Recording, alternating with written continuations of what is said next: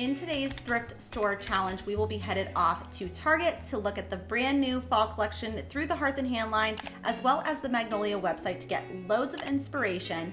But then we are headed off to the thrift store to see what we can come up with for a whole lot less. With that being said, let's go ahead and get started.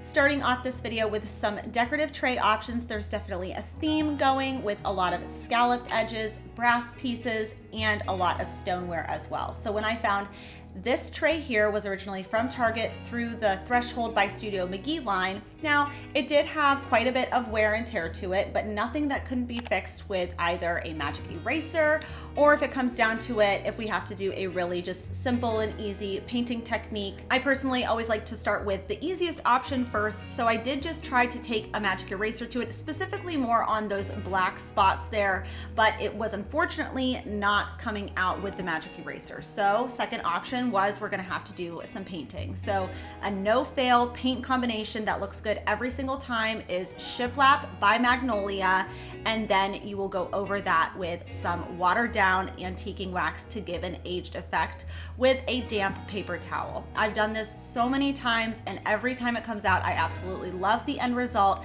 I already had the spray paint and the antiquing wax, so I had everything for this project, so this tray really only cost me $3. Now we need to style our thrifted tray with some thrifted accessories for my kitchen sink. So I found this really pretty glass vase here. It looks really similar to this one from Magnolia. I just decided to fill it with some water and faux florals that I also thrifted. For my dish sponge, I found this speckled little vase here that was under 50 cents. Finished it off with some hand soap that I picked up from Marshall's, and this was the end result. Moving along now into some wall shelf options. This is an area where I feel you just have, you go to Target, you'll have your normal basic wall shelves, and that's fine. But then when you go to Magnolia's website, there is a lot of detail added to all of the shelving pieces, and those details come at a hefty price tag. So when I was at my local thrift shop, the Hartville thrift shop, I found this wall shelf here that was just $6. I believe this shelf is supposed to be used to hang up rifles, but I decided I was just going to turn this into a cute little mini wall shelf. Just separated the pieces from each other and just removed the sections from the sides that I obviously wouldn't be needing. To remove those sections off, I just used my miter saw, but if you don't have a miter saw, you could just use a miter box to just cut it down to the appropriate size, and then I just secured those pieces back in place. I did, however, want to keep the top because, again, like the Magnolia pieces, there's just these little added details that make them feel just a little bit more special.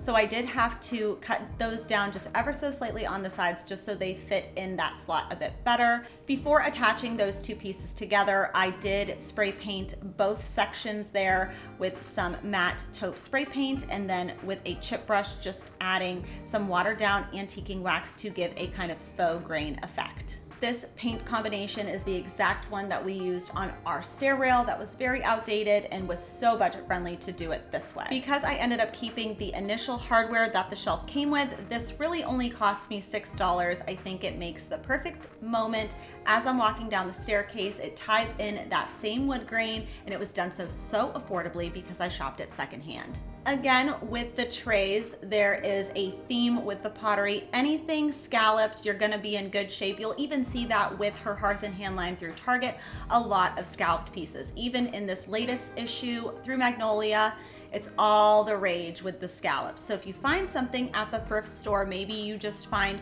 a little kind of catch-all dish, and maybe you find a plate, just combine those two pieces together and you can make a really affordable dupe to something that is way more expensive through Magnolia. To connect the two pieces together, I just used some E6000. If ever I'm having a problem getting the E6000 or super glue out, I just like to poke it either with a needle or a toothpick.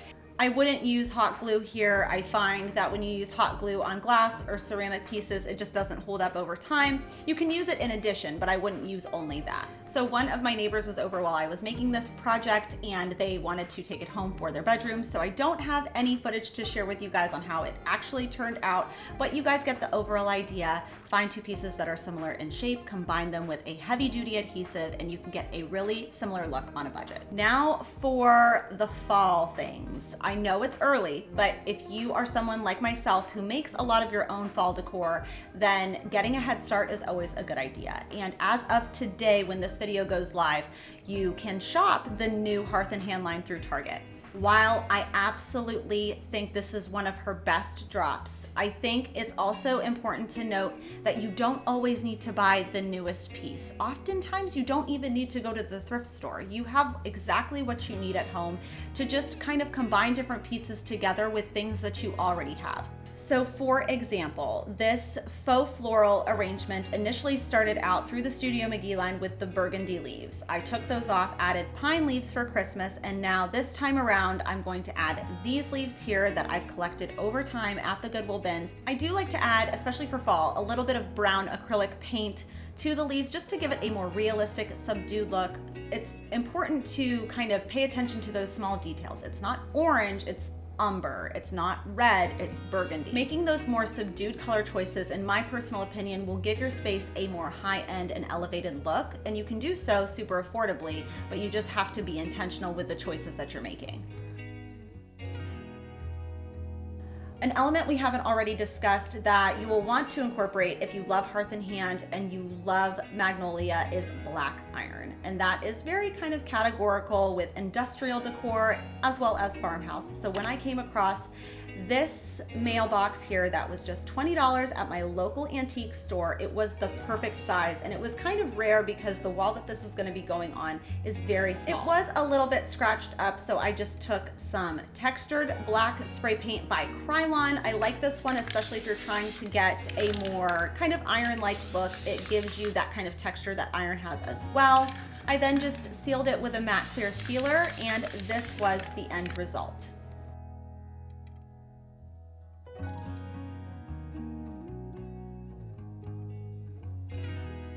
Another new piece from the fall collection that Magnolia dropped that I really loved was this wall sconce here, and it actually was pretty affordable. It was only $34, but then I found this one at my local thrift shop for either $2 or $3. I just couldn't get past this top piece there. It just feels too traditional for my space. So I decided to remove it using my hacksaw. Now I need a little bit of your guys' advice because I can't just leave it like this. I think it doesn't feel balanced when it's just like this.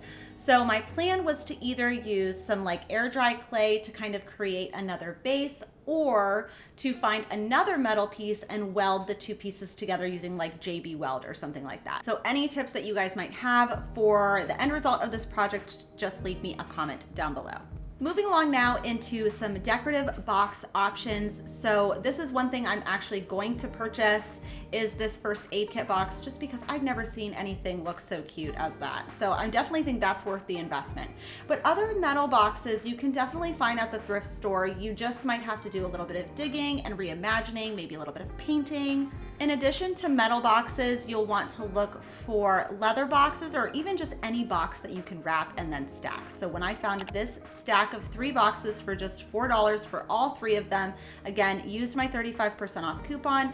This tone of brown matches my new office so perfectly, and it was the perfect thing to add, again, a little bit of clothes storage, but also in an aesthetic way. Moving right along into some wall art options, this is where you can really save a ton of money by shopping secondhand. I find so many beautiful art pieces, mirrors that look so similar to what I would find on high-end websites, but for $5, $6, $7 for a mirror that is essentially in perfect condition. When it comes to wall art options, don't forget about the power of resale. So this is something that I wouldn't necessarily put in my space, but I know listed on Facebook Marketplace with some thrifted wreaths and some other thrifted fall decor, I can sell not only quickly, but for profit. And that will basically just pay for my first aid kit wall decor piece. And that is girl math at its finest. But when it comes to wall art that you want to keep in your space, just remind yourself that if you like the frame, but maybe don't necessarily like the artwork, you can always just add your own artwork. So I downloaded this one for free off of Canva, just popped it in the frame, and for only $1, I think I have something that looks super similar.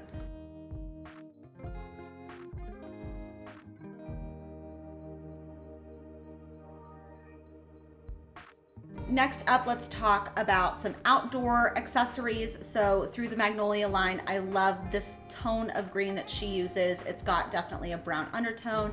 Found this really beautiful wreath at the Goodwill bins for a few dollars. I might add a ribbon. I don't necessarily feel that it needs it, but I think it's the perfect way for like early fall decorating.